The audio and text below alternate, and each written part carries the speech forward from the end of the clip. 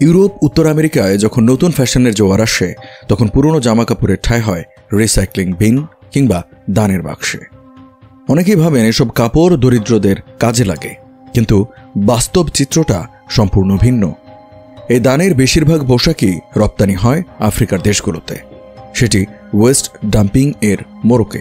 ঘানার রাজধানী আকরার কান্টামাটো মার্কেট, যা পশ্চিম আফ্রিকার বৃহত্তম সেকেন্ড হ্যান্ড পোশাক বাজার।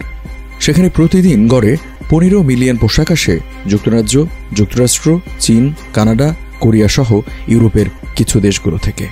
স্থানীয়ভাবে একে ডাকা হয় অব্রণী ওয়াউ, অর্থাৎ মৃত সাদা মানুষের পোশাক।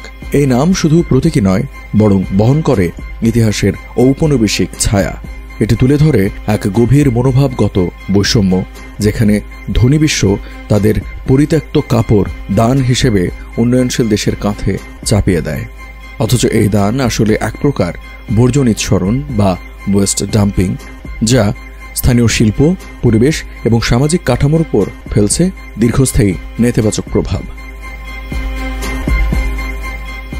আফ্রিকায় টেক্সটাইল খাত একসময় ছিল কর্মসংস্থান, সংস্কৃতি ও অর্থনীতির প্রধান উৎস।